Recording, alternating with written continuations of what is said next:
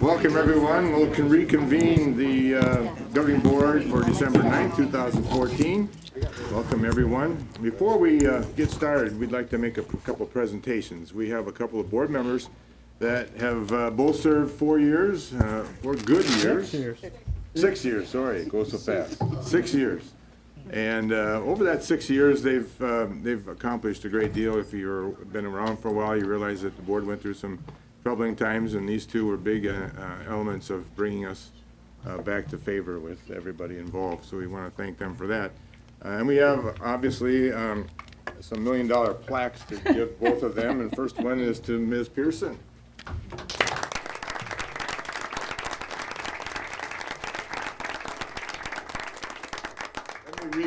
Let me read what they both say. In this case, President Deborah Pearson, Governing Board Member from 2009 to 2014, in appreciation for your commitment and service to the Maricopa County Community College District. Congratulations. Thank you.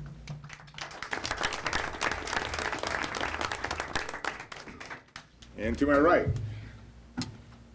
Randolph Lum.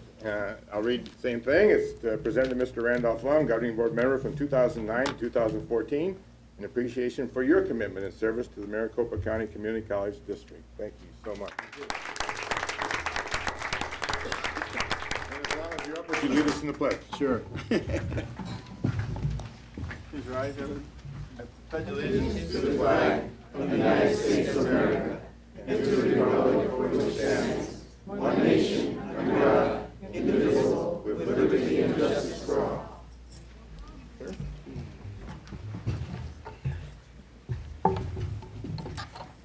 We want to welcome all members of the CEC. There are no substitutes, so it must be getting close to a holiday or something. Student life reports from Phoenix College, Mr. Christopher Rand. The podium is yours.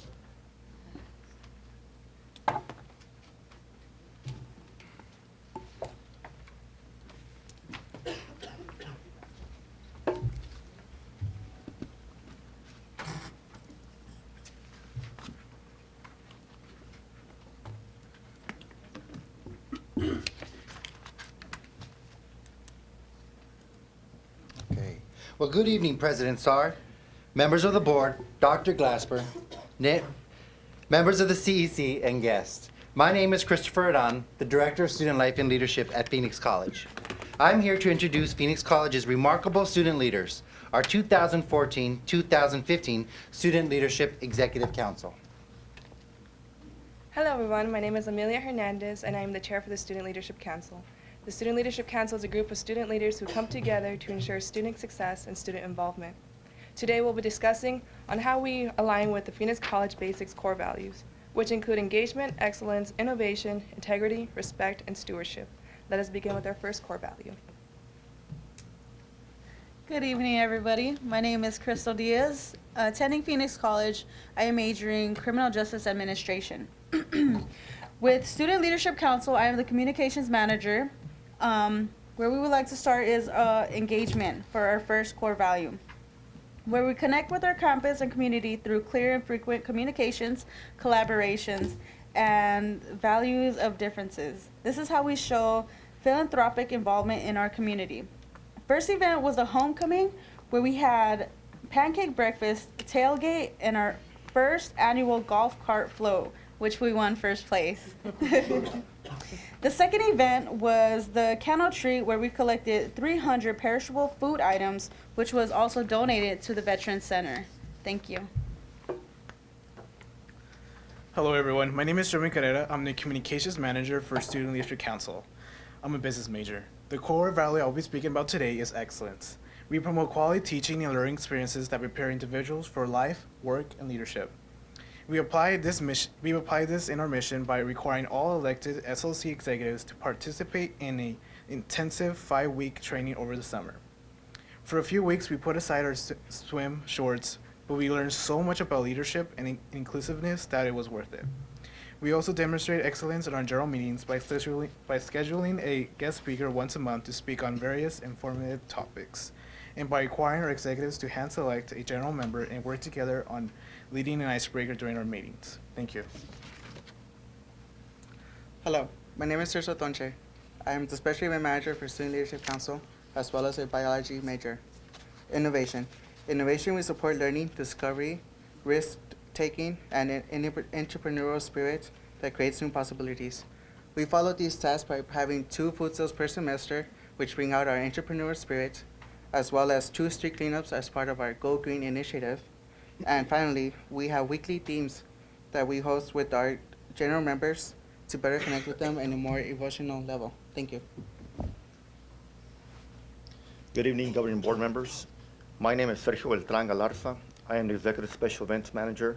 My major is Engineering and Architecture. I'll be speaking about integrity. At Phoenix College, we are committed to the highest principles of academic, professional, and personal conduct, because those who lead with integrity have the courage of their convictions to walk their talk. The results produced by those who effectively lead with integrity are an exceptional contribution to the world and its future. As executives, we have to comply with our academic progress reports to ensure we hold ourselves accountable to the highest standards of academic success, to lead students at Phoenix College by example. Executives are required to hold office 2 hours a week to conduct official SLC business. Thank you very much. Good evening. My name is Leslie Ceniceros. I'm the Secretary for the Student Leadership Council. Here at PC, home of the Bears, we value deliberation, tolerance, and our obligation to treat each other with dignity, fairness, and civility. We have currently launched our No Place for Hate campaign. Our goal is to reduce and eventually end all bullying, name-calling, and other sorts of racial expressions, while creating a safer learning environment. The pins we are wearing are a representation of our dedication to this campaign. Thank you. Hello, my name is Daniela Saucedo. I'm Vice Chair of Student Leadership Council. I'm majoring in criminal justice. I'll be speaking about stewardship. We are committed to prudent management of our resources. First off, we have the 3-day leadership retreat held in Prescott, Arizona. Next, we have the National Collegiate Leadership Conference in Tucson. Lastly, Leadership, held at ASU Polytechnic Campus. These are conferences and retreats that we attend as students to grow as leaders. To wrap up our presentation, we have our chair, Amelia Hernandez. Thank you. Now, to conclude our presentation, I would like to reiterate our mission as student leaders. We strive to provide our students with opportunities for success, and also we provide our students with the ability to practice their interpersonal leadership skills. The Student Leadership Council would like to formally thank everyone who came out tonight, and we wish you all a safe and happy holiday. Thank you.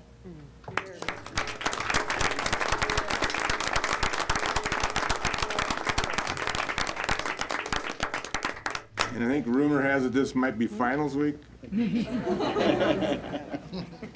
So at some point, if you feel that you need to go home and study, feel free to do so. I think we need to also reference Sharpie. Yes, Yes. awesome. That was very nice.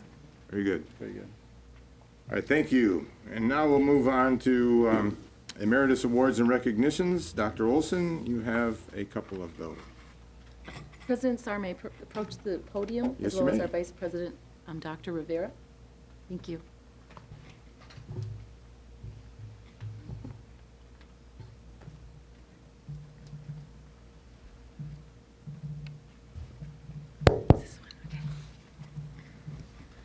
Good evening, President Sarr, members of the Governing Board, Chancellor Glasper, CC, and fellow colleagues. We've been granted a few minutes tonight on tonight's agenda for a very special purpose, to announce and celebrate the conferring of emeritus status upon an individual whose impact upon South Mountain Community College, and particularly our students, has been truly extraordinary.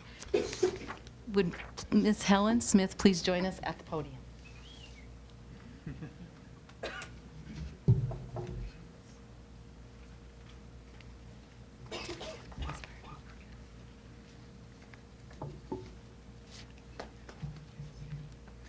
I'm particularly pleased to talk about Helen because she and I actually traveled similar paths here in Maricopa. Beginning as mathematics faculty and ultimately serving as a vice president learning at South Mountain Community College. In fact, Helen was my immediate predecessor in that position, serving in an interim capacity for over 3 years. Helen will be the first to admit that her heart never truly left the classroom. In her 28 years as mathematics faculty member and division chairperson, Helen touched the lives of literally thousands of students at South Mountain Community College. Helen taught math at all levels, and her warm demeanor and encouraging spirit helped a great many of our students overcome the math anxiety so often that we see, and especially in first-generation students. But her contributions were not limited to just teaching mathematics. For nearly 2 decades, Helen served as the honors coordinator for the college, helping out our best and brightest students realize their full potential and take even greater strides towards their educational goals. She was our Phi Theta Kappa advisor for over 24 years and facilitated countless conferences, events, and special activities for our students. And it's no coincidence that South Mountain's PTK chapter achieved frequent awards and national recognition during Helen's tenure as our advisor. In addition to the awards the college received, Helen herself was honored at a regional level with the election to the Arizona Region Hall of Honor. In recognition as both a distinguished advisor and distinguished regional coordinator, South Mountain's PTK achieved regional recognition under her guidance as a 5-star chapter. As chair of our Math, Science, and Engineering Division, Helen stepped up to the administrative level in 2009, accepting that would become a 3-year appointment as an interim vice president of academic affairs. Her experienced hand helped guide South Mountain through a transition that saw a new president and 3 new vice presidents within a 2-year period of time. But this year, Helen has ended her career at South Mountain as she began it as a math teacher back in the classroom to touch the lives of our students in a one-on-one fashion, embodying the motto of the college through her dedication and commitment to excellence, helping our students climb higher. We are honored to acknowledge the accomplishments of Helen Smith and announce the granting of her emeritus status as conferred by the Maricopa County Community College Governing Board. Congratulations, Helen.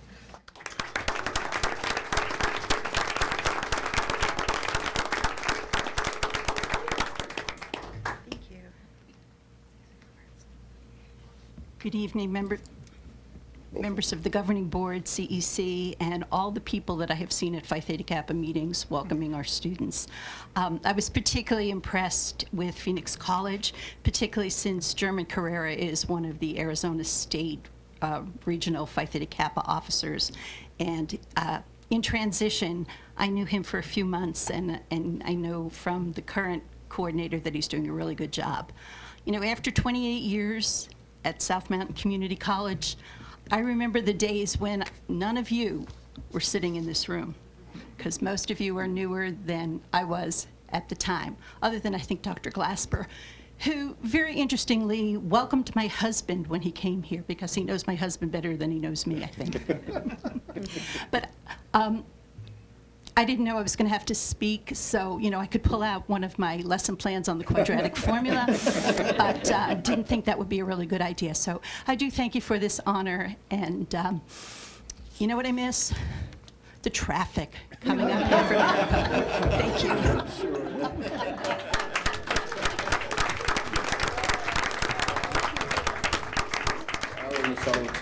you. Congratulations, Helen, and thank you so much. Next on the agenda is a presentation by a very special group from Glendale Community College. President Saar, may I approach the podium? Sure.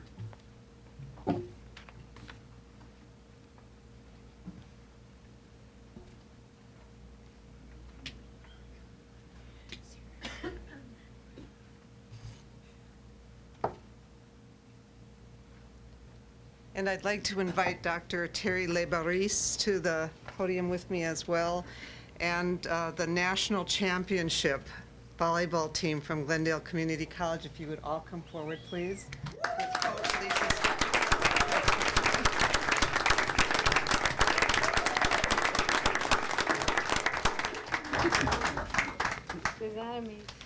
Well, President Saar, members of the board, Chancellor Glasper, members of CEC, if you can see the grin on my face here, it's because I look like and I carry Gaucho pride tonight. Behind me is just an amazing group of women, amazing group of women. And I'm going to say first, before I get to their athletic prowess, how academically strong they are. Coach Stuck knows that I talk about the student athlete any chance I get. And these are student athletes who in their own right could win a national championship in the academic arena as well as on the court. But they are the 2014 National Junior College Athletic Division II Volleyball Championships. Here they are, right after the win in our student newspaper.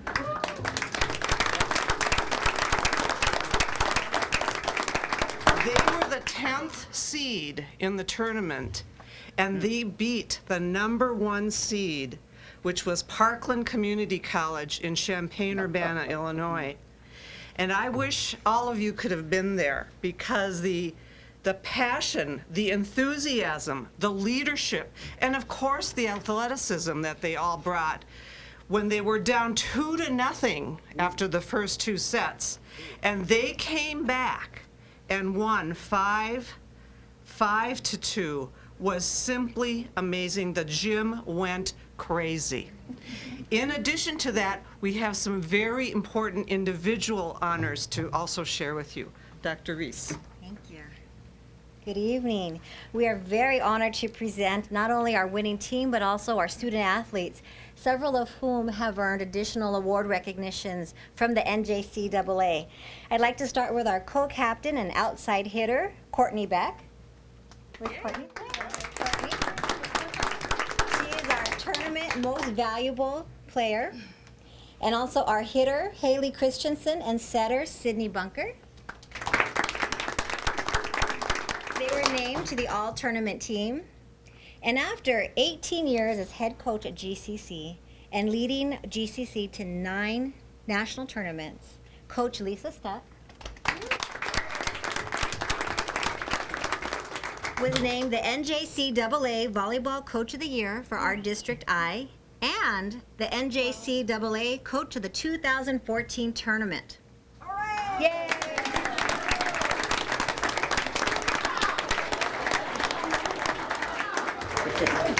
Working side by side with Coach Stuck have been 2 of her assistant coaches. I'd like to introduce Nick Giatrudakis. For 5 years has worked side by side, and also Brittany Rhodes for the last 2 years has worked side by side with Coach Stuck. And like Dr. Kovala has said, not only are our student athletes champions on the volleyball court, they are also champions in the classroom, and we are very proud that all 3 of our recipients, Courtney, Haley, and Sydney, are also recipients of presidential and honor scholarships. We're very proud of the team.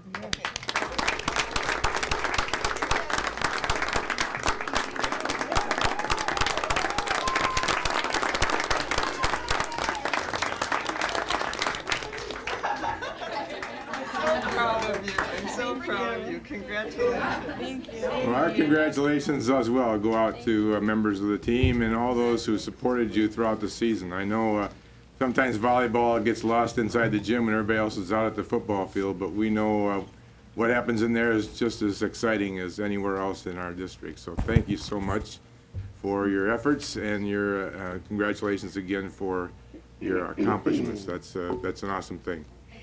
And you'll forgive them if they leave there, they have to study for their final. All right. We got a couple board members that want to say something, so. I just want to personally congratulate you guys and let you know that I also, with this, expect you to become ambassadors.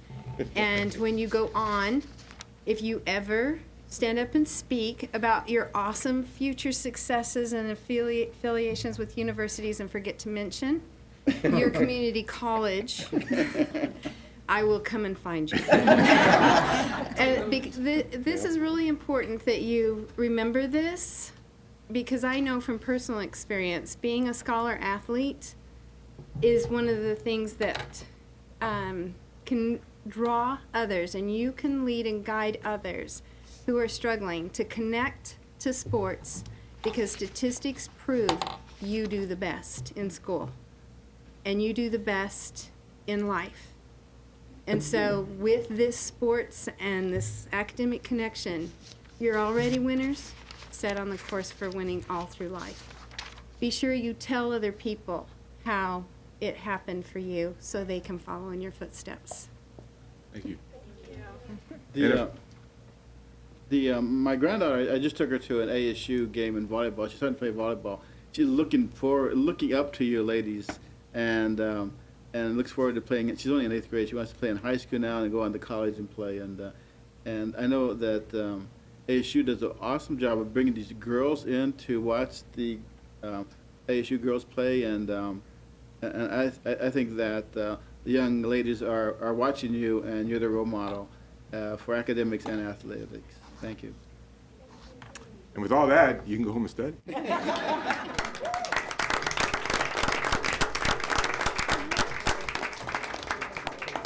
Obviously, thanks to the coaching staff as well. We know that it takes that as we hope to see you back again next year. Thank you.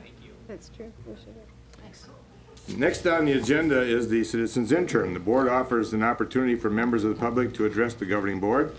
In compliance with Arizona's open meeting law, the governing board will neither discuss nor take action on issues raised during this portion of the agenda. When necessary, issues will be taken under advisement and placed on a subsequent agenda. We have 4 people scheduled to speak tonight, and remind them that we'd like to limit their discussion to 3 or 4 minutes. I'll let them know when we're close to that time.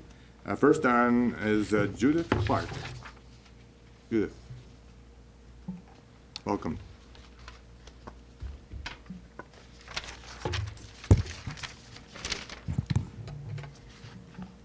Good evening, President Saar, members of the Governing Board, Chancellor Glasper, members of CEC, guests, and fellow community members. I'm Judith Clark. Thank you for the opportunity to speak regarding item 14.1.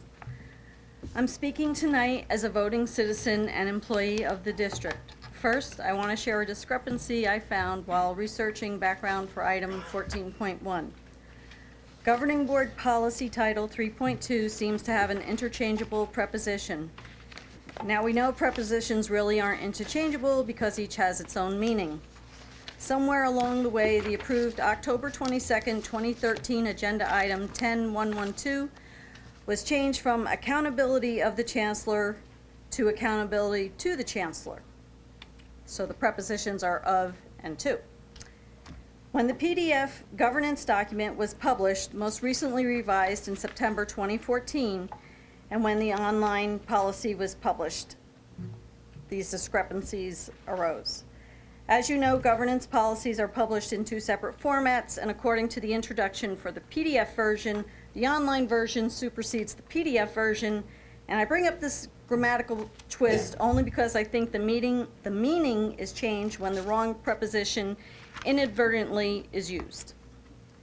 Regarding 14.1, full disclosure from me, I'm a full-time employee at Phoenix College and have very much enjoyed my almost 5-year tenure there. This year, I'm serving my 2nd term as co-president for PC's Professional Staff Association Campus Unit. However, tonight, I speak only on my own behalf. I want to be clear that I am not speaking for PSA or for any other employee. As I reviewed item 14.1, which seems to have been presented to the governing board as item 17.1, approval of proposed amendments to employee group policies, an information item for the November 18th governing board agenda review, and had a first reading November 25th as item 17.1, and is on the agenda tonight as 14.1, genuine surprise overtook me, especially on reading the November 18th governing board minutes, which contains a statement in reply to governing board members asking if the employee groups are supporting the change. The response recorded in the minutes is all 7 employee groups have wholeheartedly agreed on the change. Here's a bit of a timeline for you so you understand just when professional staff received notice of item 17.1/14.1. An email was distributed to the IBN team the morning of November 21st at 10:25 a.m. PSA's elected collaborative policy development representative forwarded that email to a campus unit president the late afternoon of November 21st at 4:38 p.m. and at 5:01 p.m. on November 21st, that one campus unit president emailed the remaining PSA campus unit presidents their first notice of item 17.1. If you are counting, that is fully 3 business days after the November 18th statement was made to the governing board. In case you are keeping track, PSA had 2 business days, Monday and Tuesday, November 24th and 25th, to develop a response. I began with submitting questions first thing Monday morning to PSA's executive board, and by Tuesday at 4:25 p.m., I was told they still were awaiting answers to posed questions. While PSA's executive president spoke during the citizens' interim at the governing board's November 25th meeting, her comments did not address item 17.1. Other than in the governing board minutes, I'm not sure where I will find written support for that statement. All 7 employee groups have wholeheartedly agreed on the change. I assure you that if a review were undertaken of PSA meeting minutes, they would not include this item either as information or as approved through a vote. Now I realize I could be mistaken, and this item could have been related to PSA membership outside of a general membership meeting. However, anecdotally, I will share that I was not among the minority expressing surprise that item 17.1 was having a first reading by the governing board on November 25th. I was in the majority of surprised employees. Briefly, I'll share that PSA's ratified constitution gives voting rights exclusively to its executive council of approximately 100 voting members. PSA's ratified constitution expressly excludes its executive board and any single elected officer or representative from unilateral decision-making for PSA business. This leaves me at a loss to understand for how the conclusion is drawn that professional staff agreed to proposed amendments to employee group policies. An item of this significance deserves to be vetted within all employee groups, and it deserves the support or opposition deemed appropriate by each employee group membership based on the consensus reached within that group according to its established business practices. As a professional staff employee, I know I would appreciate receiving the opportunity to have inquiries addressed. Questions I have include being able to review supporting evidence for the conclusions drawn in the proposal that employee group policies are considered organizational means and that the proposal aligns board policy with established operational practices. The cited governing board policies 3.0, 2.0, and 2.2, by the way, which are not copied entirely accurately and which most likely is an inadvertent oversight, don't include 3.2, which addresses employee performance and evaluation. At this time, I could not find an administrative regulation measure for employee policy. Also, there is a bit of intermingling governing board policy and administrative regulations, which serves to relate an admin reg as a governing board policy. I was pleased to read that during the November 25th meeting, the governing board requested legal counsel to review and provide explanation on the governing board's authority to delegate mandatory powers and to have the specific statute language. Again, thank you for allowing me to express the preceding comments. Thank you. Thank you. That item will be on the agenda tonight. Next on citizens interim is Joy McLean. Joy, again, 3 to 5 minutes, please. 3 to 5 minutes, huh? Okay. Chancellor Glasper, Mr. President, the board, and presidents all. I'm Joy McLean, teacher and coach for 31 years. 8 of those years were spent in an inner city high school at Phoenix Union High School. Some of you don't remember that high school. I went to school there, taught there for 8 years, and 23 years of my career were spent at Phoenix College as a faculty member full-time in the physical education department. Tonight, I represent the students of Phoenix College who are embattled in a struggle to save our fitness center. I was on the ground floor to raise that fitness center, and now we struggle to keep it. Here are the reasons that the students have been told that they are losing their center. One is that the center operates at a loss. 2, that the number of students is down at the center. 3, the center is old and will need renovation in the future. Number 1, center operates at a loss. I'm not sure when schools ever started to make money. I'm not sure that that was ever our purpose. That's why we have fees, and that's why we have tuition and property taxes and funding from the state. Footsie levels are down, we're told. In most of our colleges, they're down, so that is not unique to the fitness center. We're also told that our facility is old and we will need renovation someday. This statement has some truth to it because many of the buildings on our campus have needed renovation from time to time. We are, after all, an old campus. Really. Let me tell you about old. The Student Fitness Center sits at the south end of one of the oldest buildings anywhere in this district, and we're proud of that. The South Gym was built in 1939 with WPA funds.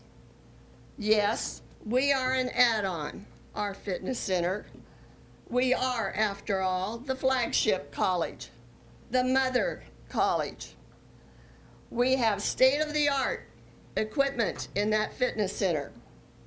We have state-of-the-art students using that fitness center every day. And we have state-of-the-art instructors instructing in that fitness center. And those instructors really care about our students. Yes, our facility is old, and it might take some painting and a wall to be fixed and a bathroom for cross-gender students, as we had to put one in a couple of summers ago. But we met the needs of the students, and we still meet the needs of the students, and I'm sure that's still the goal of this district. We cannot and should not put a price on the Student Fitness Center. It is, after all, theirs, paid for in tuition, in fees, property taxes, all of which are now at an all-time high. The fitness center is a very small piece of a very large district pie, and it serves the needs of young and old alike. Let the students keep their fitness center. That vote will come before you. And let them keep the physical education credits that they earn when they work out there. The fitness center exists to serve the students' health needs, all physical, mental, emotional, social, and spiritually. The students like coming to our fitness center. It's a very social, wonderful place for them to be. They enjoy the fact that the faculty, the staff, and the community members all use that fitness center with them. It belongs to them. They have earned it, and they have a right to keep it. When the vote comes down, please do not close this fitness center. It is just wrong. Tonight, I brought a 500 member document that's been signed for all of you. It is a petition that's been signed by petition people in the fitness center, on campus, and so forth. Over 500 signatures are there. Members of the community, members of the fitness center, staff, and so forth. And before I finish, I must also add that to do away with our child care program on this campus, on the PC campus, is almost criminal in an inner city community like we are. We're desperate for an educational opportunity there. This child care program was a model for other programs. How can we afford not to fund either one of these two programs? I beg you not to take away these things from our programs at Phoenix College. Thank you. Thank you, Joy, and the information that we got will be put into the record as well. Thank you. Next, let's hear from Martha Negri. Did I pronounce that right?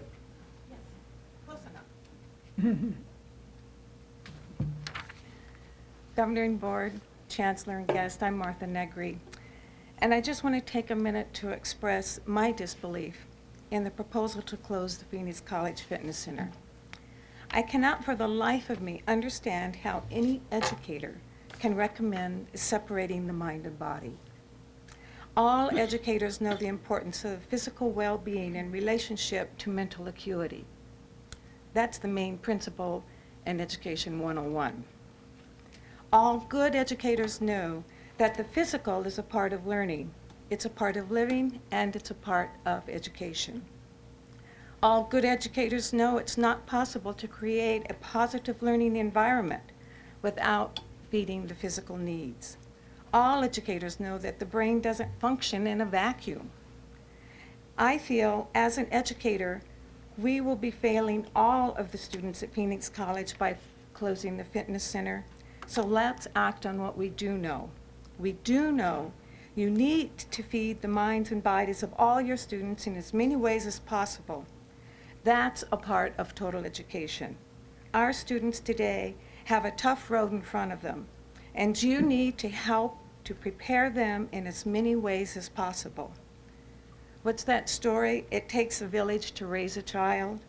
Well, it takes a complete curriculum to prepare a student for today's world. We do know you have a facility and a very competent staff, probably the best in the district. You will be doing an incredible disservice to today's students that will only lead to a disservice to tomorrow's students and those following, just by closing the Phoenix College Fitness Center today. Please allow the fitness center to stay open and serve all the students at Phoenix College, and allow your incredible staff do what they do, and believe me, they know what to do. In your fall syllabus, 2014, for the Health Professions Fitness and Wellness Department, it says, and I quote, "Lifetime fitness, weight training, group fitness, they all work together," end quote. They all work together. Yep, they do. It's all a part of what we call education. I've been sitting here and kind of thinking, so there's just one more thing I'd like to say. And I know firsthand how important the Phoenix College Fitness Center is to the community, the senior population, and to those doing post-physical therapy activities. I've been there. I've done that. I am there. Please don't forget how important the Phoenix College Fitness Center is to the academic population at Phoenix College. They need the PC Fitness Center just as much as anybody else, and probably more. The fitness center helps to strengthen and stimulate our body. It helps to create a reason for living. It stimulates the mind, and being strong of mind and body just does it. Thank you for your consideration. Thank you, Martha. Next, we have Adriana Riz. Adriana?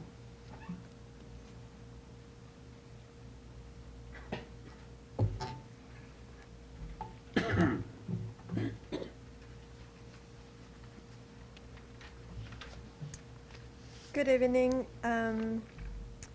President, members of the board, Chancellor, members of the CEC, and guests. My name is Adriana Ruiz, and I'm a former student of MCC. On December 6, last year, 2013, I received a letter letting me know of an incident a security incident that resulted in the disclosure of my personal information, as well as many other students, I'm assuming. And I was given the opportunity to sign up for a monitoring service of my credit, and I signed up for it. And unfortunately, my information has been used multiple times by someone for health services. So ever since then, since I signed up a year ago, I have been dealing with this situation where I'm constantly on the phone, and I have a whole packet of notes and stuff that I have kept track of. So I'm here to request an extension of this monitoring service. My understanding is that this service ends at the end of this year, but because I'm in the middle of dealing with this situation, to where it actually already went to my credit, trying to get it erased. I was told on the phone by Teresa Tony, I believe is her name, that while I'm in the middle of this, trying to clear this particular incident, that I will still be getting help to this monitoring service, but she wasn't sure. That was just something that she assumed was the case. My concern is that because my information has already been out there and currently being used, that there will be other incidents that have not come true yet, and therefore I'm concerned that my service is gonna end in just a couple of weeks. So I'm here to request an extension of that monitoring service on my behalf, and I appreciate if you would consider this. I'm very, very careful with my personal information, and I was always a very good student and happy student at MCC, so I hope that the school will continue to, to help me in this matter that I have nothing to do with. That is it for today. Thank you, and we'll follow up with that.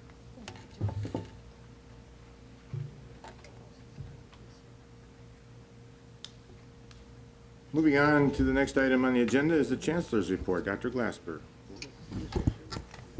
Mr. Chair, members of the board, you are aware that last week on December 4th,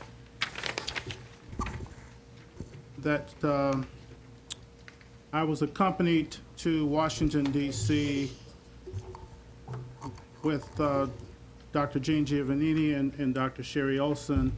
We were invited on behalf of the President, the First Lady, and the Vice President to the College Opportunity Action Summit.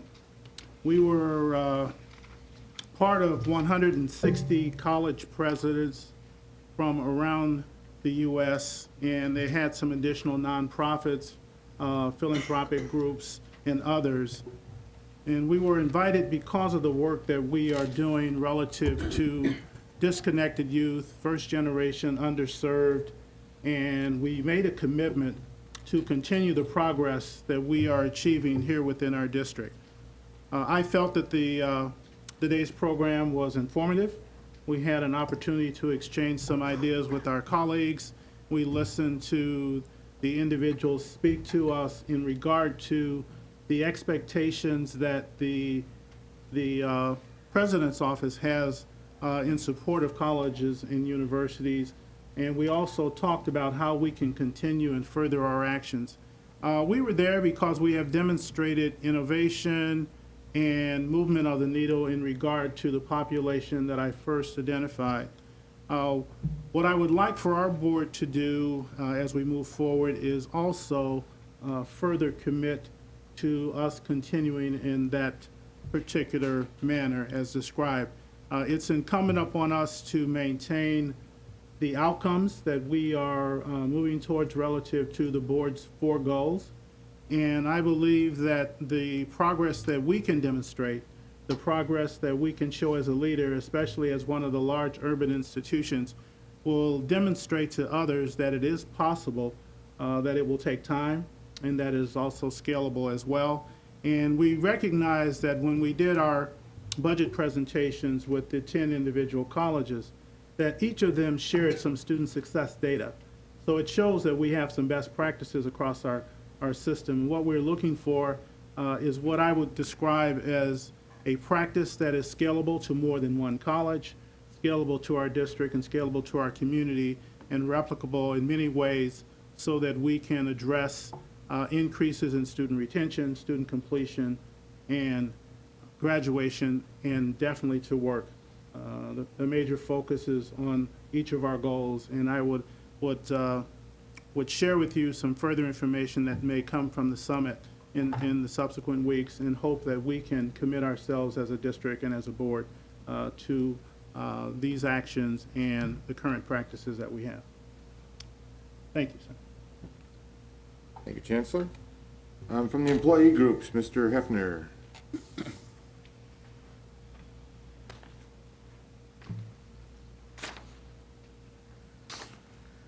President Saar, members of the board, CEC and guests, As the Faculty Association President, I'd like to offer you my services for information that you may need in the future. We're coming into a new year. We realize there's going to be some challenges ahead for us for discussion. And if you're looking for the faculty perspective, I invite all of you to contact me personally. The offer goes to the CEC as well. I'm sounding a little bit like a broken record, but I want to make sure that you know that if you need the faculty perspective, I am available and at your service. I'd also like to thank, and I didn't get a chance last time, but I want to thank Mr. Lum and Ms. Pearson on behalf of the Faculty Association for your service. And you know, thank you for everything you've done for us. We appreciate your service and your time. I know it takes a lot of commitment. So to the new board members present tonight, I am here for you as a resource, and I would like you just to keep that in your minds and at the forefront of your thoughts if you need any information or perspective from the faculty. Thank you. And happy holidays and a happy new year to all. Thank you. Thank you.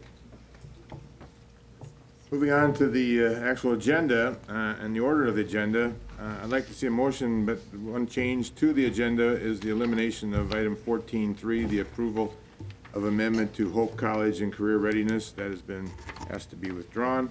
Do I hear a motion? Move approval with the amendment. Second. I wish to make a further amendment. Sure. I would like to remove 14.1 from the agenda. I feel very strongly that this needs to be relooked at. There is some cross-referencing to board policy title 3.0 chancellor's role that I think needs to be relooked at. Board policy title 2.0 on chancellor limitations, chancellor interpretations, and under the policy title 2.2 treatment of faculty and staff. And this also, to me, if we had created a faculty or Can you make staff, these statements during, you can table the issue when we get to that issue? well, this is why I want it tabled, is because we don't have a faculty and staff policy group. The majority of this board voted to not have one, so this hasn't been properly looked at. It needs to be tabled. May I ask that you table it when we get to the item? When we get to the item itself, have a motion to table? Rather than just do it now as the, Is it like a consent agenda? Is it? No, it's a non-consent item. Okay. and that's what we're dealing with right now. Well, no, We're doing consent agenda. this is the entire agenda. Thank you. But I'd just like to take off the one, and if we want to have that discussion on another No, item. because he made the motion to approve the agenda with your amendment. Correct. I want to further amend. Well, no, his was a, Point of order. yeah. When we do the consent agenda, we're allowed to remove items, and we always do that. But when we don't act on the non-consent agenda in that motion, this is a separate motion from the non-consent, so it doesn't apply. All right, we'll deal with it when we get to the item. So do I hear, do you want your motion to accept the agenda as presented? Yes. Okay. As amended. No, as presented. As presented, yeah. As presented. All those in favor say aye. Aye. All those opposed say nay. No. Motion passes. Moving on to the agenda then, is the consent agenda. I need to remove item number 11.1 and 11.2 from the consent agenda and move them to the non-consent. Would somebody like to make that motion? I move we accept that recommendation. Here a second? Second. Motion's been made and seconded. All in favor of the consent agenda without items 11.1 and 11.2? Clarification? Yes, ma'am. So are you saying 14.1 is on the consent? No. No. I didn't think so. So what? 11.1 and 11.2 are being pulled from the consent agenda on this side. I call for the vote. All in favor say aye. Aye. Opposed, nay. Motion passes unanimously. Moving on to the non-consent item, or no, sorry, now taking up items 11.1 and 11.2. The item that is there was some, in the documentation that we received, it was listed as an employment of, I really massacre this name, Aliyah Izuz. Say again? It isn't really. Elia was originally classified as a regularly funded and should have been classified as a specialty funded position. And so I wanted to pull that and deal with that as a separate item. We hear a motion to accept? Accept the motion is to accept that we change the funding source for Elia Yusa? No, not quite. Maybe if I could have LaQuia explain it in more detail. Sure. Thank you, President Sarr, members of the board. That is correct. It's simply an error on the documents that were submitted to the board in the board portal, where this hire showed under new employments as opposed to specially funded employments. So if we may, proceed with the understanding that it is a specially funded position. Is it, Mr. Chair, is it appropriate to move that name from the regular funding to special funding? Is that That's is that appropriate? Correct. I move that we do that. Second. Any discussion? Hearing none, all those in favor say aye. Aye. Opposed, nay? No. Aye. Roll call vote, Ms. Pearson? No. Mr. Lum? Aye. Aye. Aye. Okay, and I vote aye, so on a vote of 4-1, motion passes. Let me ask you a question. Was there other employment under consideration of 11.1? Was that the only item? The one was, the 1.1 is where she is. But it's only one person, there wasn't another? No, it just, everybody else was included in that. All right, moving on. 11.2? Oh, we moved them both, actually. Okay. Yeah. One to the other. Yeah. We moved her from a classification under 1.1 to 1.2. Yeah. Right. Next on the agenda is item 14.3, approval of amendment of Hope College. Point of order, Michelle. Are we going to vote on that motion? We just did. Just did. The motion was to move one to the other, but we didn't vote to approve 11.111. We took those out of the motion, so we have to vote on those. I thought What we we did. did was We to vote could on a motion to clear put it. a name from one to the other. And then Well, then voted on those. I move that we accept 11.2 now as amended. I said I didn't hear that, all right? Second? I'm good. Okay. We'll, just for the record, all those in favor of the current motion say aye. Aye. Opposed, nay. Motion passes unanimously. Thank you for putting me through that. Next item is 14.3, approval of amendment to Hope College and Career Readiness. We've been asked to pull this from the agenda tonight, so is there a motion to table this to another time? I move we table this item. Second. Motion is made and seconded. All in favor say aye. Aye. Opposed, nay. Motion passes unanimously. Item number 14.4, approval of an intergovernmental agreement with the Phoenix Union High School District Number 210. What happened to 14.1? Did I miss it? Sorry. Yeah. We You are so No. trying to ignore me. You're so right. You're making your last day here. I'm sorry. This would be approval of proposed amendments to the employee group policies, of course. And do I hear a motion first of all? I move that we table this. Okay, do I hear a second? Oh, come on. Second. Really? Thank you. Motion's been made and seconded. All those in favor say aye. Aye. Opposed, nay. Nay. And I vote nay. And we never allowed me any discussion, and I knew you were gonna do that. We got a second? Yeah, you already took the vote. You can discuss. Nice. Well, let's reconsider. Motion to reconsider. All those in favor say aye. Aye. Let's take another vote on a motion that she's going to make now. I would like to table this and point of discussion. Just for point of order, there is no discussion on a tabling, that's why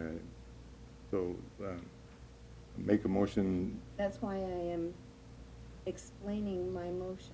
okay. I'll okay it. Bottom line is that we do not have a faculty and staff board committee that looks at the issues that need to be looked at, because it is very important to the voters to the people of this district, the taxpayers, that we recognize our statutory responsibility and not abdicate it to the chancellor in this manner. There are going to be some huge unintended consequences. I understand what's going on here. I know why. I get it. But the unintended consequences are not going to be healthy for this district. It's going to create outside collective bargaining. These are the kinds of things that create unions. I understand we don't have unions and this is a right-to-work state, but tell that to the state employee group that is basically acts as a union. There are employee issues when you create too much power that is unchecked. This policy is only going to fester and breed on what is already a problem here, that is being neglected and now abdicated by this board. We need to table this. There needs to be a policy, a group for HR established, a committee which most colleges, college districts around and boards around this country have, because these are not this district's employees. These people work for the people. They are their employees. And we as their elected officials must not abdicate our responsibility, our statutory responsibility to this degree. And so furthermore, the writing of this is horrid. This is absolutely convoluted and atrocious. And if for no other reason, just pause, catch your breath, really read this. Really look at this, guys, and think about this. Just from the writing standpoint, take a pause and at least ask for this to be rewritten. You want to repeat your motion? Please table this and take some time to rethink it. Motion's been made. Is there a second? Second. Motion's been made and seconded. Discussion. You want to say? You can't have discussion on a motion to table. That's true. All those in favor of the motion say aye. Aye. Opposed say nay. Nay. Nay. On a 4-to-1 vote, the motion fails. Back to the motion. Do I hear a motion on this item? So moved. Your second? Second. Motion's made and seconded. Discussion. Is this on 14.1? Yes, it is. I want to encourage the new board to bring this back up, insist this be brought back up. For the public, we have 2 meetings a month. And the first meeting of the month, we bring up the agenda for this meeting and the subsequent meeting, last meeting of the month. And it's an opportunity for board members to ask questions and staff to respond to those questions. The results of those sometimes change the item. They sometimes take it to a different board meeting because of questions that need to be answered before it gets to the board. In this particular case, we did discuss it, and there are changes in the justification page that came with this, and most of those were somewhat grammatical, and others were just a better definition of what this particular item does. The recommendation is that the governing board delegate authority to the chancellor for the approval of the employee group policies. That is what this item is saying. At that discussion meeting, we also have the presidents of the employee groups there.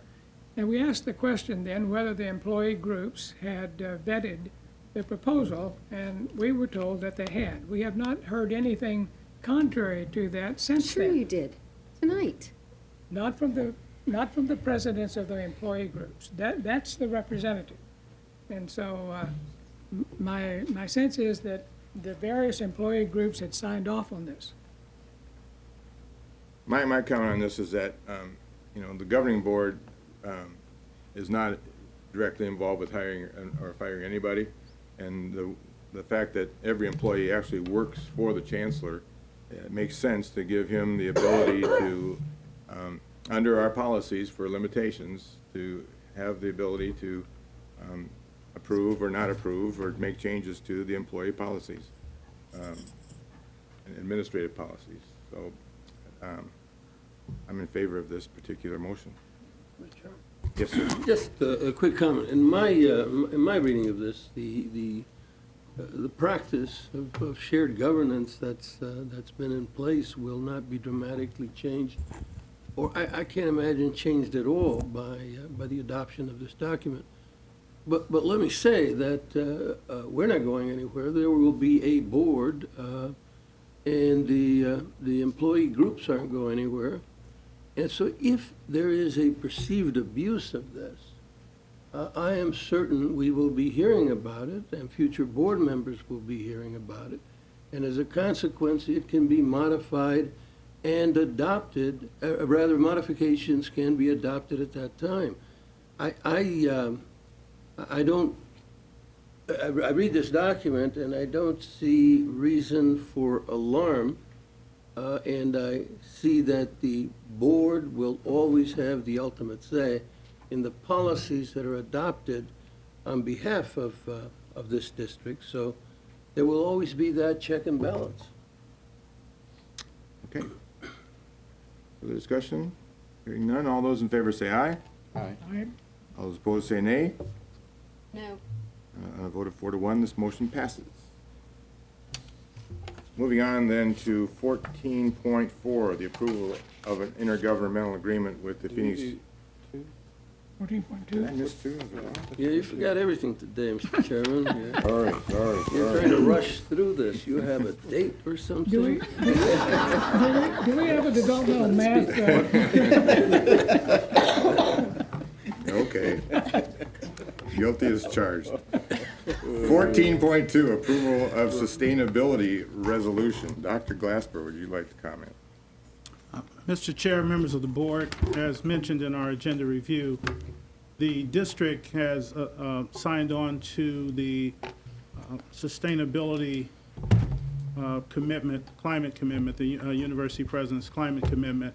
And what we are asking the board to do is to update its support of this resolution, because we are now going to be expanding with a district-wide program on sustainability, and we are going to be aligning our activities within the district and by each individual college. And we have 3 of our presidents, Dr. Lujan, Dr. Kobla, and Dr. Gaylor, who are going to be leading this initiative. And we've already instituted what we believe are some cost savings and best practices, and we would like to scale it up under a One Maricopa initiative. And we would just like to have the board's current support in a sustainability resolution. Thank you. Is there a motion? So moved. Second. Motion is made and seconded. Discussion? We should have done this 10 years ago. When we talk about sustainability, in my mind, among many other things, we're talking about a paperless society. As I've said many times, it only takes the ability to change your printer from whatever it is to a PDF, and we then have a paperless society. So I like paper. Your generations is why we're where we're at. anyway, I always say that, so get used to it. Any other discussion? Hearing none, all those in favor say aye. Aye. Opposed, nay. Motion passes unanimously. Now, I think we're on 14.3. Approval. We'll go back to 14.1. We pulled 3. Okay, you're right. 14.4, approval of intergovernmental agreement with Phoenix Union High School District number 210 for the pilot project. Dr. Glasper. Mr. Chair, members of the board, for the last 12 months or so, the board has charged me with looking at a solution that has the potential of scaling our ability to address our costs relating to developmental education. I've looked at a number of products and solutions that we have internal. We've also have been monitoring and working with Phoenix Union, with one of our retired faculty that I mentioned at the last meeting, who is working with individual faculty at the Phoenix Union system to address the developmental ed issue. The progress of his work has been extraordinary in the last year, and Phoenix Union plans to scale it across their district to other high schools. However, I would like to look at a solution that also allows us to use some technology to address the fact that we need to scale, we need to find a solution that's scalable across a large urban system such as ours, and I would like to pilot with the Phoenix Union School District, and I approached them with a proposal and asked if we could target 650 students and use a product that had been utilized with the Chicago Public School System and the Chicago City Colleges, where they have demonstrated success. And they've also been able to move one of its colleges from, we had 6 that were Aspen colleges. They now have one that's in the top 10. And so you asked me to push the envelope to scale. And I believe that the one approach that we would like to try to do within our own resources is utilizing a competency-based education approach. And we've identified 10th grade and 11th grade students that would be committing to come to the Maricopa colleges. And if they drop out of the program, then we don't have to provide the resources. But if this program is successful, then we can use it and move it from a pilot to a full-fledged program and begin to offer the opportunity in partnership and others with other high schools around the district. But this is an opportunity to test something that under the current accreditation rules we are not allowed to do, because when students come to us, they want to use their financial resources for their own courses, living expenses and others. And I know this is the first time that we have asked to utilize resources in another jurisdiction, but I believe that we have an opportunity to set the stage, and we have a willing partner, and we have a population that is the largest high school attendees to our system, and also has the largest number of students that take one or more DevEd courses coming to our system. So I would like the governing board support to move ahead with this pilot beginning in January. Mr. Chairman, I make a motion. Yes, ma'am. I move that we accept this proposal. And you hear a second? Second. Motion's been made and seconded. Discussion. Mr. Chairman, Ma'am. this is something that, having been and served on and been at the National Committee of ACCT and the discussions and listening also to the roundtables about the partnership that needs to be made to the K-12 systems. And one of our frustrations is that this is not sustainable. This increasing developmental ed and the cost is not sustainable. And with the loss of state funding, we cannot continue to do things the way we've always done things and expect different results, or we're all just idiots. Bottom line is, the state is no longer going to fund us to remediate K-12. It's just not happening. So rather than allow it to bankrupt us, we have charged and said, do something. Be a solution rather than continue to complain about the problem. In partnering and finding that marriage with K-12 to find the solution. And I am really impressed with this. I'm really excited about this. I almost wish I could stay on the board just to follow this. But because I really think that regardless of what we learn from this, because of the population, because of the group that we have as a sample population for this, we are going to come out with answers. We're going to come out with ideas. No matter what happens with this, it's going to give us direction to either this being the solution or what it might need to be to create it.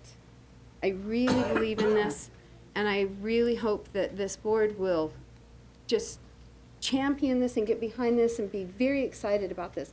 This is the kind of stuff that, with the chancellor, this district does best, is coming up with these kinds of ideas, coming up with these innovations, similar to South Mountain with the entrepreneurial program. The awesome things that occur that revolutionize and catch up to the times and what community colleges are best at are right here. and I want to thank you. You have further discussion? Mr. Chairman? Yes. I fully support this. I think this is an extraordinary first step, and it's a step in a direction I think we should be following, and that is that we should be looking at our system as not as a K-12, but as a K-14 system. We ought to be involved increasingly in high schools, especially in those final 2 years, so that we don't have the developmental ed budget that we carry today, and so that we do have a smooth transition. But I'd also like to encourage the board and the chancellor to keep going. I mean, there's some exciting things going on in Dev Ed at South Mountain, at Scottsdale Community College. I mean, there's some extraordinary steps being taken, and they're being taken uniquely at those institutions. They ought to be scaled across the district. This district should be the national leader in experimenting and in leading and cutting edge activities on developmental ed. So I approve this, but I hope it is only a first step, that we become extraordinarily aggressive in meeting the challenge of developmental ed, in becoming engaged with high school districts across the county, not just in Phoenix Union, and investing our resources at early intervention so that we don't have exceedingly high costs subsequent to students' graduation. I agree with what's been said. I look at developmental ed as something that I've seen in the last 4 years grow dramatically in our expenditures, and then more importantly in the fact that our students are spending money for classes they get no credit towards graduation for. It's just a matter of making sure that they're capable of working at that level that post-secondary education has. And this program itself is not a shot in the dark. Like the chancellor said, this is not the first time it's been done. It's shown success in other places. I think the relationship that we've had and will have with Phoenix Union in its uniqueness is a good starting point, as you've said. I hope this works. I have all the confidence that it will. It's not going to happen by itself. A lot of work is going to go into this by all parties involved. And more importantly, our students that are in need of developmental education are going to have to participate actively in this program, and I think it's designed to force them, or at least to give them the incentives to do so. So it meets a lot of the criteria that I've always felt we need for thinking outside the box, and I applaud the chancellor and all those others involved for taking a leap of faith in this, and I think it's a legitimate investment in our part. Any further discussion?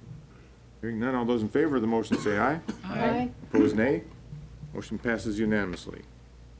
Next item, I'm now reading from a paperless piece of paper here, so I'm back on track. 14.5, approval of proposed amendments to 4.5.4 of the organization of the board. This was something that we needed to do to prepare ourselves for a 7-member board as we bring on board our 4 new board members, along with 3 of us that are hanging in there. We need a 7-member board, and in order to have a quorum, we'll need to change it from a 3-person quorum to a 4-person quorum, which is exactly what this particular item does. So do I hear a Do we want to motion? do it before the end of this meeting? The policy will go into effect, January. Just Move want to check approval. on that date. thank you for the point. You move approval? Do I hear a second? Second. Any discussion? All those in favor say aye. Aye. Opposed, nay. Motion passes unanimously. Now I have a question. Yes, ma'am. How does that work now? Because from now until, We have no meetings scheduled between now. that means you don't get any meetings? Well, Oh, that's an internal thing, folks. 14.6, approval of authorization of expenditures of legal fees. Dr. Glasper. Mr. Chair, members of the board, consistent with the conversations we had relative to the update on legal status, we're recommending to the board the authorization for legal fees going through June 30, 2015, and relating to the data security incident of 2013. And we're also recommending legal fees relative to the litigation services that align with this particular incident as well. All right, Move approval. do I hear a second? Second.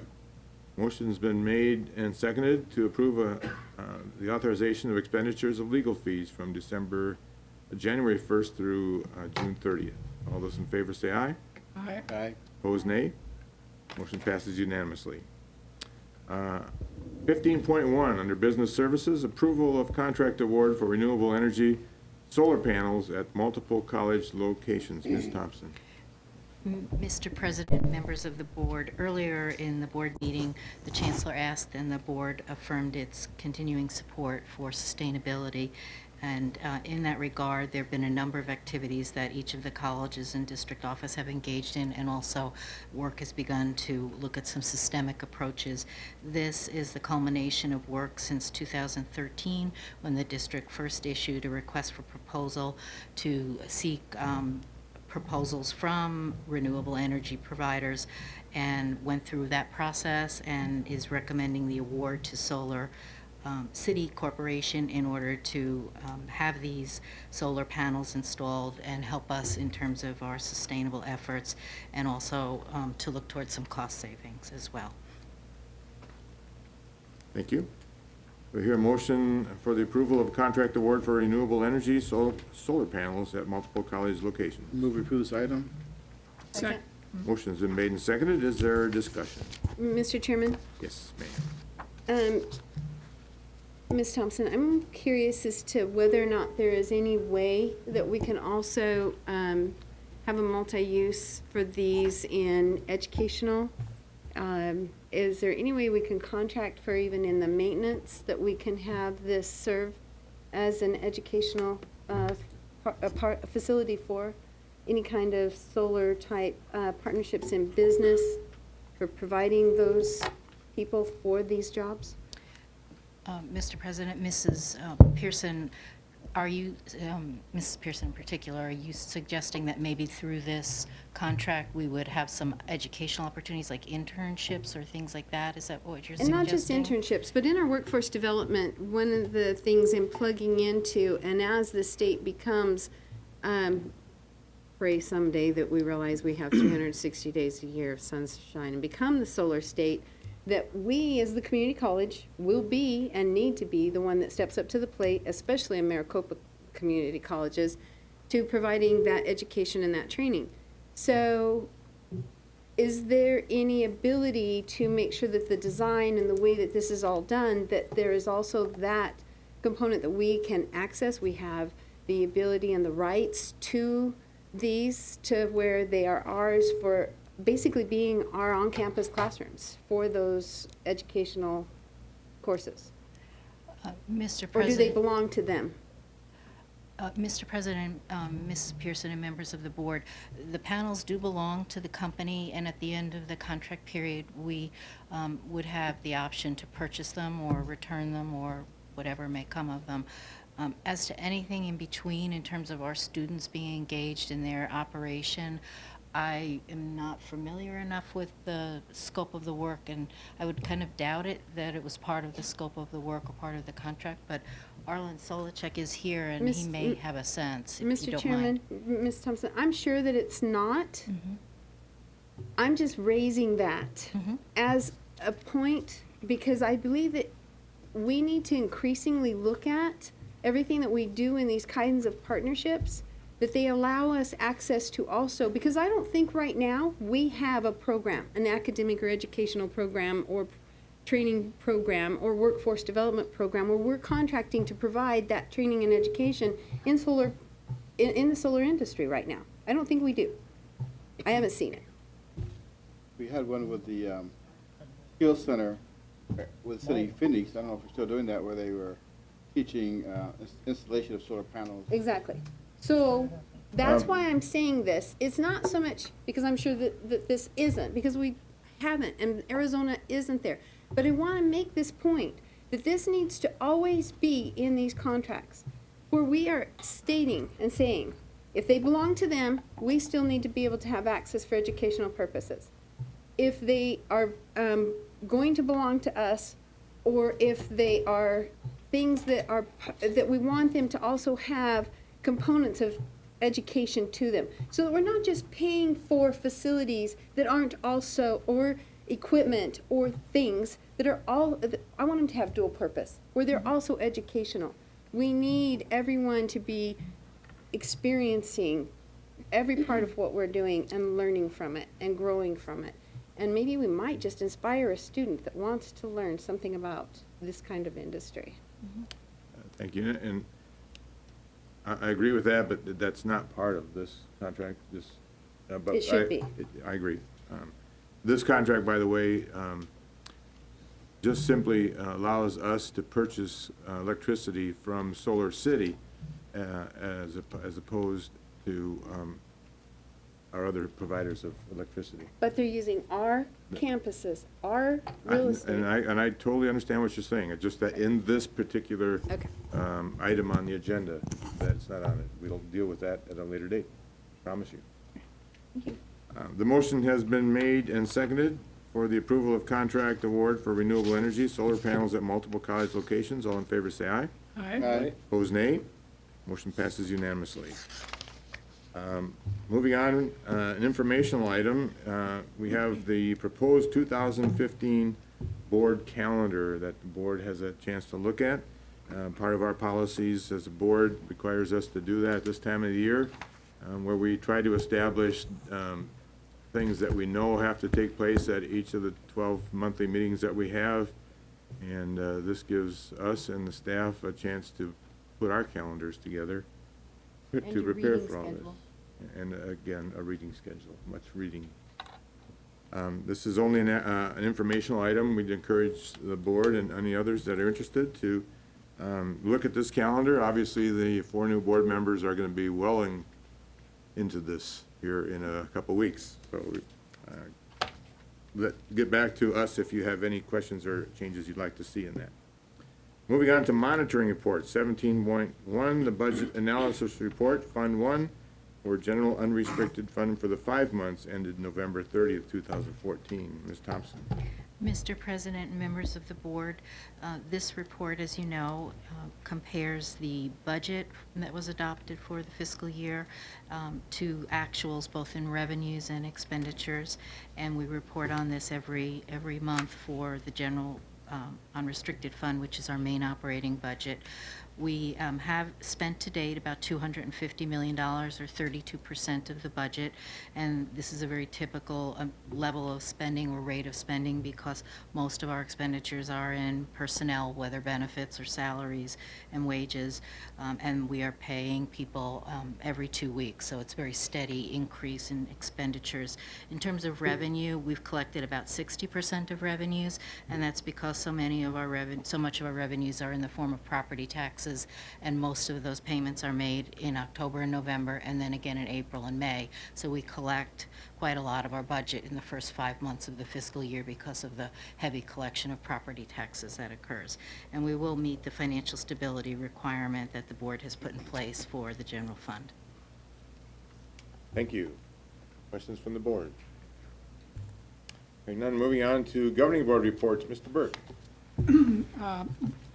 We had an Arizona associate, that's under Arizona associate. I don't have a report, but I do have a point of personal privilege. You can go for it. I want to thank Mr. Lum and Ms. Pearson both for their service. I was appointed to the board in 2010, and Mr. Lum was president then. He mentored me during those early years. It was very helpful to me to become accustomed to the board. Ms. Pearson was also very helpful. They welcomed me in, and I'm grateful to both of them. I wanted to say thanks to them. And of Ms. Pearson, you know, she's such an enigmatic person, I almost never knew where she stood on an issue. Sorry to see you go. The drama ends here. Mr. Gutierrez, you gotta top that. No, not possible. Mr. President, I also don't have a report, but on a point of personal privilege, I likewise want to thank Ms. Pearson and Mr. Lum. I've only been on the board since February, and it has been extraordinary experience, first of all in learning, but also, in just recognizing the kind of time and the kind of dedication and the kind of the so intense a level of activity of reading, of becoming involved that Mrs. Pearson and Mr. Lum have shown. I don't admit to being exhausted after 6 or 7 months, but they've done it for 6 years, which is extraordinary. It's an extraordinary gift on their part to the people of this county, and in particular to the students, the 200,000+ students who come to the community colleges every year. They've done so without compensation, and they've shown just intense understanding of the system. We haven't always agreed. Some of you may have noticed, but on the other hand, I greatly respect their opinions and the time that they've devoted to this district, and I just want to thank them very much. Thank you, sir. Mr. Lum. Yes, I want to wish everybody a Merry Christmas and successful and Happy New Year, and student successful New Year. I'm just so impressed with the district and the staff and everybody here, of course, the presidents and the board, the Chancellor's Executive Committee, on the work they do, the dedication, the professionalism. It's just all inspiring. I was working with my grandson to get him to do some dual enrollment at Paulson Union High School District, which is a bad job at dual enrollment, and trying to motivate them to do better. And he's telling me, well, the teacher can't do this, the teacher can't do that, so they're not having dual enrollment. And I hope here that you keep in mind that it's not best for what's best for the student, or it's not what's best for the faculty or what's best for the administration. It's what's best for the student, And if the faculty or administrator can't do what is needed, maybe we need to do some shifting. But keep in mind, it's always what's best for the student. Thank you. Thank you. Mrs. Pearson. I too want to piggyback on that a little bit and remind everyone that the system wasn't, the students weren't created for the system. The system was created for the students, and that has got to be remembered, because that's what it's all about. It's about the students. And and community colleges are my passion and my heart. And I knew I was in trouble when working on my doctoral program. I turned in some research I had done on one of the issues on the agenda for my paper instead of my paper. So then I had to start questioning how much time my doctorate was taking, my doctoral program was taking, and how much this district deserved of my time.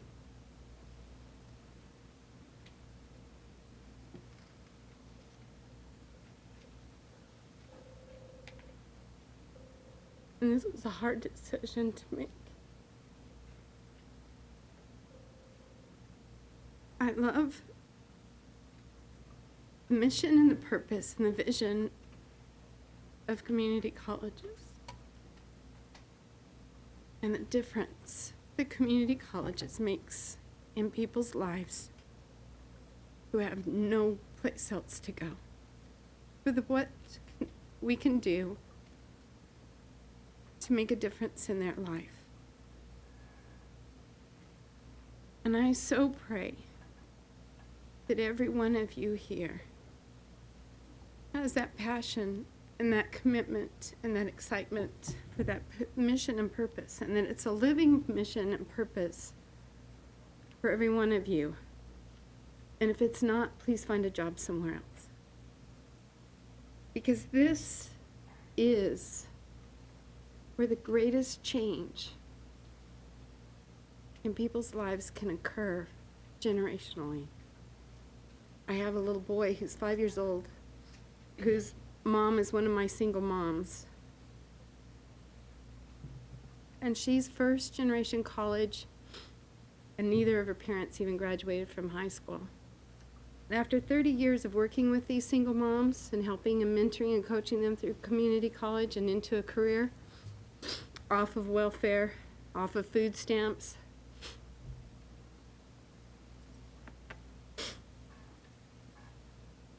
to listen to this little boy talk about when I go to college, when just 5 years ago,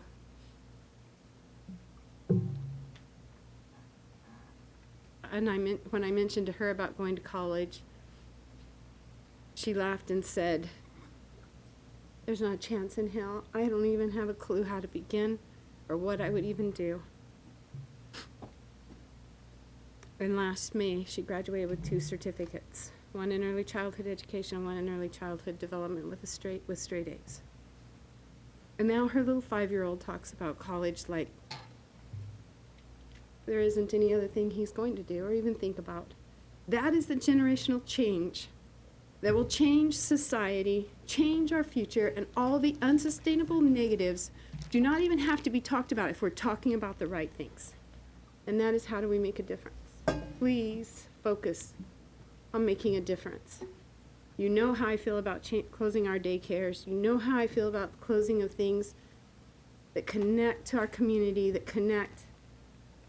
And I want to encourage you to please stop closing, find other ways of funding and coming up with the monies to connect to the community in ways that might cost a little bit more money, but are worth it. If anybody ever starts to say, anybody says anything about money, turn the conversation to the cost of not doing. We've got to do what we've got to do to make a difference. And this is where it happens. The ones that are counting on you the most.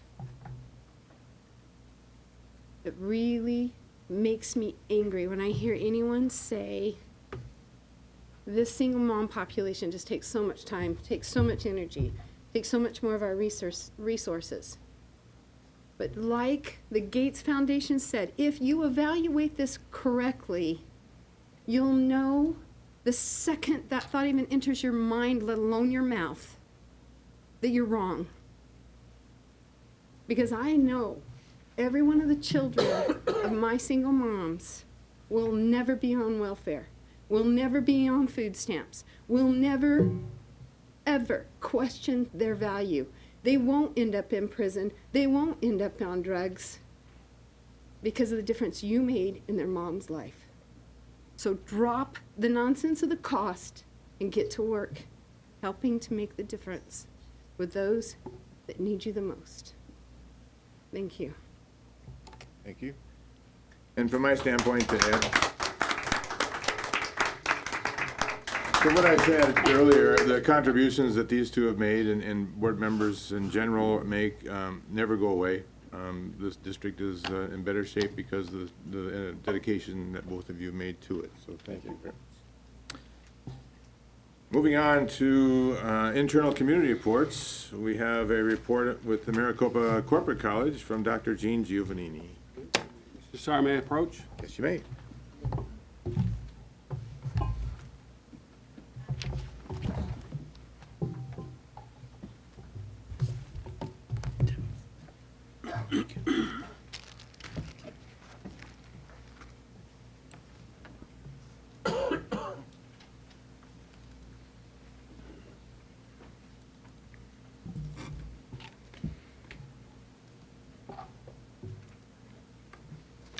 Mr. Mr. Saar, members of the governing board, thank you very much for the opportunity to give you an update and status and the activities and the events of the corporate college. As I was speaking with the chancellor and talking about the presentation itself, and one of the words that came to mind that both he and I have observed over and over and over again, and that's the word excitement. And if you don't remember anything I say tonight, remember that. The action that you've taken to support the chancellor's recommendation to establish the corporate college has created a tremendous amount of excitement in this community, whether it be from an individual business, whether it be from complete industries themselves, economic development agencies, chambers that are helping to, are trying to recruit and retain business.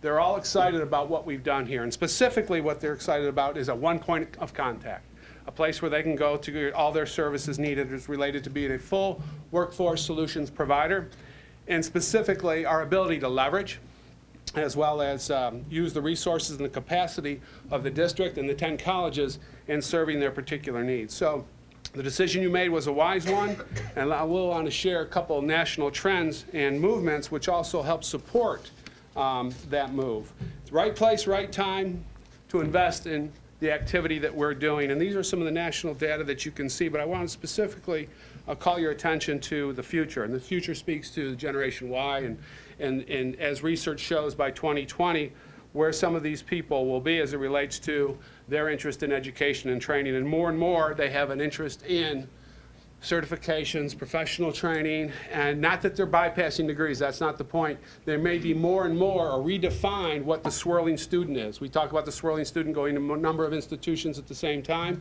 seeking a degree or certificate or taking credit courses. Now we're going to swirl into other short-term certificate programs, training programs that put them to work immediately and change with the times as the employment sector changes. It's important to note only 2 out of these 10 students are residential in nature in terms of being full-time. And so they are choosing other options, if you will, additional options, if you will, to pursue their education and training. I want to give you an update as to where we are in a general way, and this is just a sample of clients that we've served since technically our opening in January. And as you can see, these are individual businesses. However, we are serving complete industries. The demand is so great, it's so acute, that businesses are coming together like they have not been before, and we're mobilizing them to come together in industries, whether it be truck driving, insurance, IT, to provide solutions to the needs they have in closing the workforce skills gap. The point that we are, the ability we have to be a full workforce solution provider resonates. So they don't have to go to a number of different entities to have their needs met. Those companies up there, some of those are local, one-shot activities, some are regional, national contracts, but more and more we are engaging in more long-term discussions, long-term engagements, where we will be the preferred provider or perhaps the sole provider to some of those businesses up there. And you'll have to excuse me, we're under a lot of NDA agreements. I'll be happy to share with you individually if you want to know anything in particular. But when we talk about these consortiums and partnerships, they are significant, and you have large organizations wanting to make significant change in how they meet their workforce demands, and we are part of that. That's also inclusive of philanthropic opportunities. We have engaged companies as it relates to the work that we're doing for them, the return on investment that we are providing for them, and they're very eager to then in turn help us philanthropically, us meaning the entire district. These are some of the strategies that, in terms of if we want to dig down to some of the things that are actually going on, whether we're serving individual companies, individual companies, or complete industries. I want to make point that in the first one there, launching the custom corporate training, those have great utility for multiple clients. So these aren't just training programs for one particular business. We have a lot of ability to scale to other companies using the same type of training programs. We've incorporated a couple quality assurance checks, and that's bullet 2 and 3 there, but the client scorecard, as well as our learners actually learning, have the goals been met by the learner. And this has been very well received by the companies because more and more they have not seen this. The companies, or the training companies that they have worked with in the past, and these are some very early results as it relates to that. We have staffed up. We've brought on over 100 dynamic consultants, including many of our own Maricopa employees. And in addition to do that, just an example of something that has helped, and there's a number of partnerships going on with the college to help us serve our missions, but in particular, more and more companies are interested in credit for prior learning for their workers.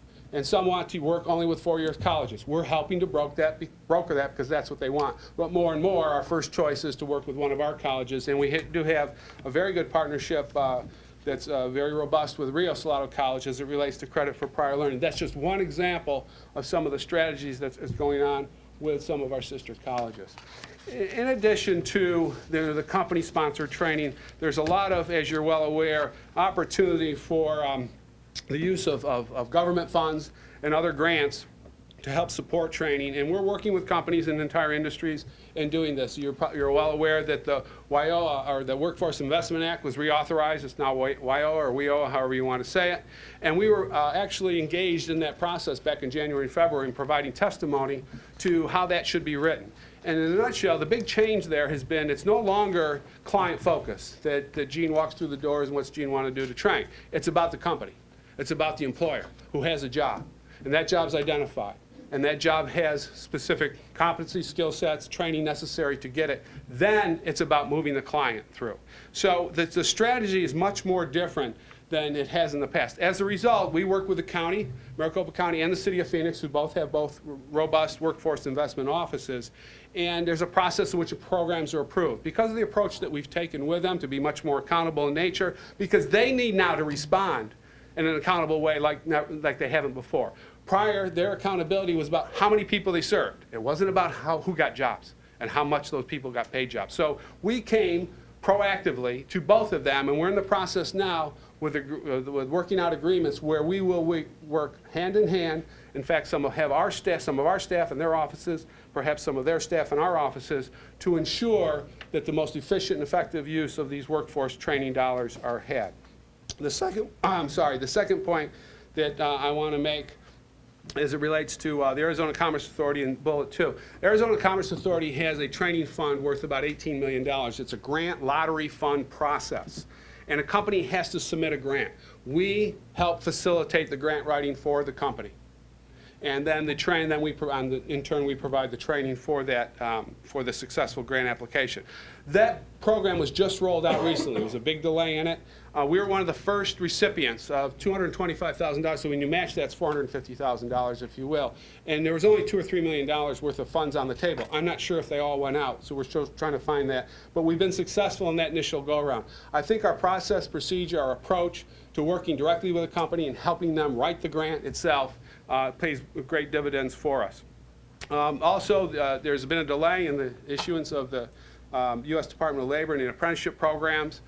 We are working with a couple industries in particular on both ends of the spectrum, from IT to trucking. Both of those have great interest in applying for the Department of Labor grant when that comes out, and so we're eagerly awaiting that.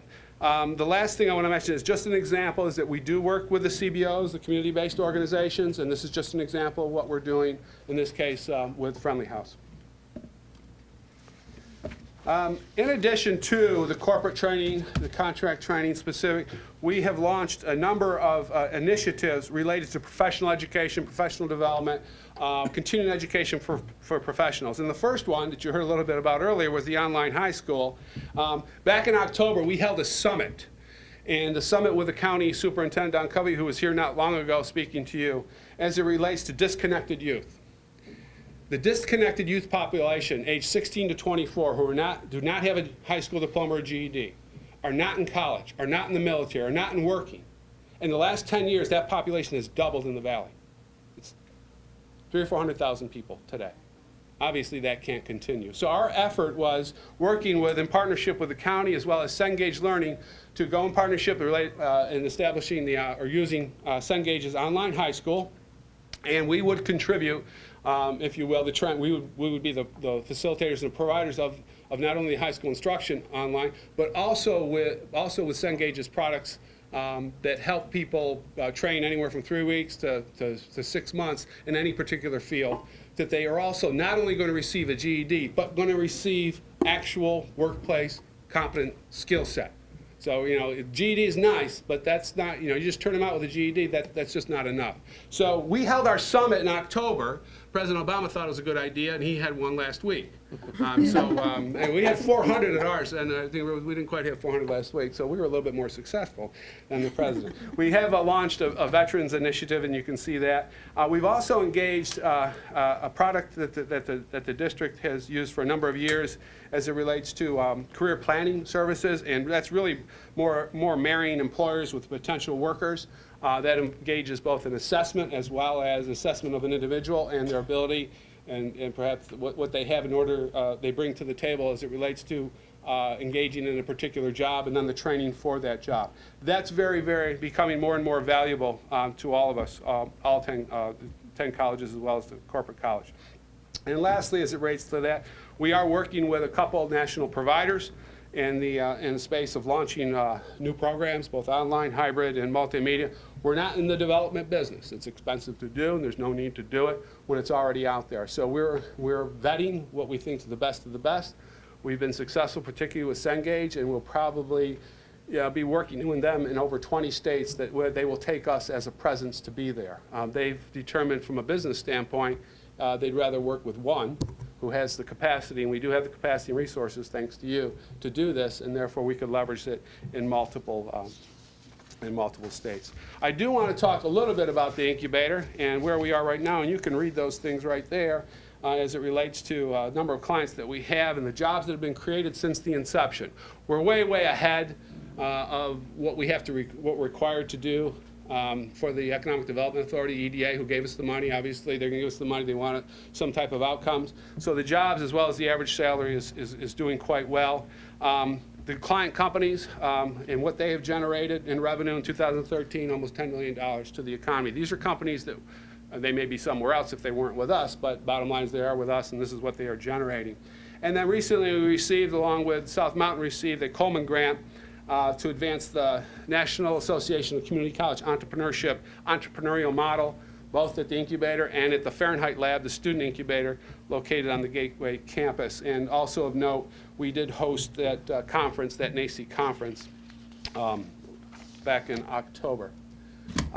Continuing on, new developments to the CEI. These are new activities. Really, they're new facilities, if you will, that we've tried to stay current. Although we've only been open 2.5 years now, technology changes, the needs of business change, and we've tried to move with that. We've created recently 3 new labs. These are all revenue-generating labs, both for our clients as well as the public. A rapid prototyping lab, which you can come and make anything you want if you know how to use the equipment, and we'll show you how to use the equipment. And that's hopefully to run at a 24/7 once we get up completely and running. Competitive intelligence lab, very, very interesting. It's worth the trip just to come over to see that. That allows our companies or anyone, and we can do this for fee for service, to gauge the competitiveness of their business within their industry. I'm not going to mention the company because it's very large and I don't want to embarrass it, but they were visiting us related to training. And we took them through the competitive intelligence lab, and they asked a question about their marketing. And our guy did whatever they do to bring that up. And they found some things out they didn't know, and they were very surprised. We did get that training contract, so they were impressed with that. So there's some things that are going on that really are unique to the entire valley. And the last one is a CLIA lab, which allows for, really in a nutshell, 3D imaging of specimens that are gotten in a non-invasive procedure. And it's really state-of-the-art application. There's only one. We have the only public-supported CLIA lab in the state of Arizona. And so it's becoming very popular. As I shared with the Chancellor the other day, we are maturing to the point now where we're getting a great deal of attention. And that attention is speaking to us being requested to assist and help other incubators, number one. But number two, venture capitalists are now coming to us with companies and saying, I have this company, I own this company, I know it's going to be successful, I needed a place to be, you guys have a great program here, take them in. We do have a vetting process, we people apply and all. So this is challenging us as to how we actually do business. And one thing that we need, not for tonight, but certainly in the future, to see how we can take advantage of those companies, if you will, in terms of whether it be equity interest or taking warrants in those companies. And we'll be meeting with a couple board members and a larger group as it relates to privatization and some of the things that we may be able to do along those lines. And the last thing I'll say, as you think of some questions, is yesterday Fortune magazine released its investment guide edition for 2015. There's 5 million copies of that, so that gets a pretty good circulation. On page 157, Phoenix is highlighted, the city of Phoenix is highlighted as places it relates to investment of new business. And the lead article is the CEI building, the Competitive Intelligence Lab pictures there, and it talks about the CEI as being a resource, and you're getting it passed around to you right now, a resource for the business community. So with that, I will stop. I try to generate as much excitement as I can. I don't have pom-poms, I don't do cartwheels anymore. So with that, I'll stand for questions. Thank you. Thank you, Gene. Questions from the members of the board? Comments from members of the board? Exciting stuff, Jane. I really appreciate you. I mean, it's so overwhelming, it's hard to ask detailed questions, but congratulations on the job you're doing. Well, thank you. Thank you for your support. I talk to a lot of folks around the country, and because we have the resource and the capacity, the leveraging of the 10 colleges in the district office, that's what's making this successful, because it's the structure that makes it work. A lot of colleges have tried this, as we talked, in establishing this, but you really got to put the right structure together and have the resources to do so. And we're fortunate to do that, so Mr. thank you. Chairman, I want to correct Mr. Giovannini. You're the right person. And I think that this made a win-win for all of us. Your energy and just everything about you, I think, was the perfect fit for this and making this happen, your drive. And so I want to thank you for that passion. With the high school students, with these growing number of students that are increasingly not understanding the value of education, with this program that you're implementing, are there any projections as to what kind of bite this is going to be able to make in this problem? We can only project, and there are some numbers, and I don't have them with me. I'm sorry for that, Mrs. Pearson. But the Just ballpark. Yeah. Are we going to be able to? We're talking tens of thousands of people right now, and it's doubled in the last 10 years. We're working with Don Covey, with the County Superintendent's Office, and they're going to be primarily the ones responsible for finding and recruiting, and we will be the ones for the delivery along with Cengage. This is a proven model. The online high school that Cengage brings to the table is a proven model. So this is not, right off the shelf. It's something brand new. So I really, really couldn't speak to it with any accuracy. So with this work with Dr. Covey and with Cengage, is there a projection that at some point when we'll start to see more of a recovery rather than a catch-up? Can we project any kind of? It's really hard to do because we're starting with the population that we receive, and that's going to be at age 16. So what happens before they get to age 16? We don't have control over that. Even we may be successful, and that population still may double. I don't know. I hope not. I wouldn't think that, but we don't have control over what we receive at age 16. And we're not into it enough to project any success. All right, thank you. Thank you. Gene, I had an opportunity to tour the CEI again for about third time with GPEC a couple weeks ago.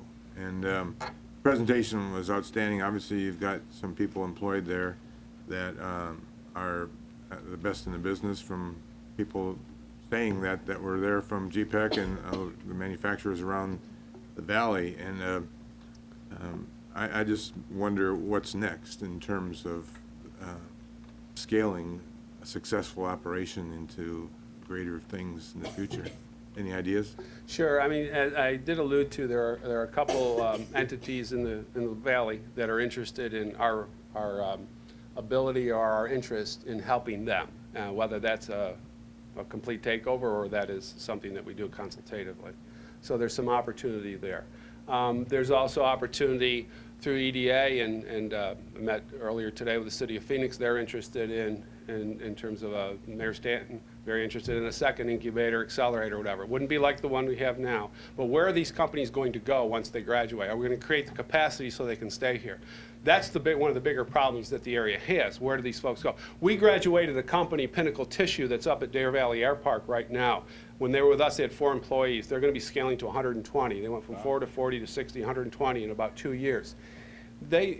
Pinnacle Tissue, they deal with body tissue. It's not something you probably really want to talk about, but the fact that they're up at Deer Valley Air Park and they're so far away from Sky Harbor, it costs them $250,000 a month. But there was no place they could find down here, this part of town, to do the business that they're doing.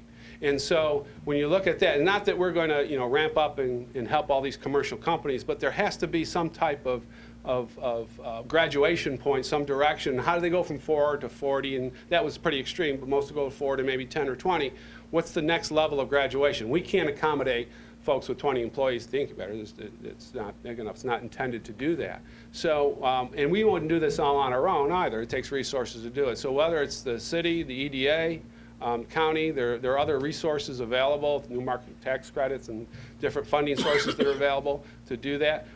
To your point though, Mr. Sar, we bring a level of expertise. Jess Seville and the staff there do just an excellent job. So, and as I mentioned over and over again, the success we have in the incubator is because of the programmatic model that we've put in place. It's not a real estate play. Most incubators are about real estate. And that's when tenants, they really don't have direction, so they have a difficult time, and they don't have a lot of loyalty either because they don't see any value in what you're doing. So the fact that we put together the program that we put together and we continue on that road, I think would be successful if we were to expand it. It's just a matter of with who and where and what it looks like. It would look different than this last one, though. Any thoughts on your facility needs? As it relates to the corporate college? We are, as you recall, back in February, the governing board signed an agreement that we would be in discussions with the city of Tempe related to construction project with them over in the property adjacent to with the Tempe Center for the Arts. Those discussions are progressing. Their meetings are pretty much regularly every week or every 2 weeks, and so we're still working out the details, and hopefully we'll be able to bring something to you as it relates to a development as well as an operational agreement sometime in the future. You're progressing faster than we had anticipated when we talked about this three years or so ago. What are the biggest barriers that you feel you might have in getting that geometric growth that you're talking about? Well, Mr. Starr, my immediate need every night is that we have a lot of activity and we got to deliver on it. So right now it's taking care of the business that we have. Was asked, I think Thompson asked Susie Polito the other day, or Sydney the other day, whether we needed to grow staff. That's what I heard. And no, we don't. We have a staff, we staffed appropriately as it relates to the function that's needed. Any growth would be contractual, or like we're doing in the city of Phoenix or the county or whatever. So we don't have that immediate need for any particular growth per se. It's just a matter of do we do more of the same, or do we branch out, whether it be through the training, and we could privatize some, as I mentioned, and that would take us in a different direction, if you will, and give us other opportunity where we could self-fund some things and self-absorb, and maybe provide certainly resources back to the district and or the foundation. So that's some of the things that I would think about that the future could bring for us. Good. Well, thank you so much. Any other questions or comments? Congratulations. Thank you. Thank you all. Come back and give us an update when time is right. Moving on to external community reports, the Arizona Association of District Governing Boards, Mr. Burke. Yes. We met last Friday, and we continued discussion of holding the Government Institute for Student Success. There's been a change in date. There's a little lack of certainty among the colleges about what the date's going to be, and we're still trying to set that date. We're looking right now at the middle of April, but we won't know for a week or so. We also heard from the new executive director of the Arizona Community College Consortium, Jack Lunsford. He spent a great deal of time giving us background about himself and about the AA4C. Thank you. There are several meetings coming up, but not until January, for those of you that are interested. January 6th is a swearing in of our new members. We look forward to that day. It'll also be the opportunity for us to reorganize for the next year. On January 13th, we'll have the board policy committee meeting, subcommittee, as well as agenda review. On the 20th, we have our board retreat in the afternoon, board budget and finance committee as well, and our regular board meeting that evening. All business being finished for tonight, we are adjourned.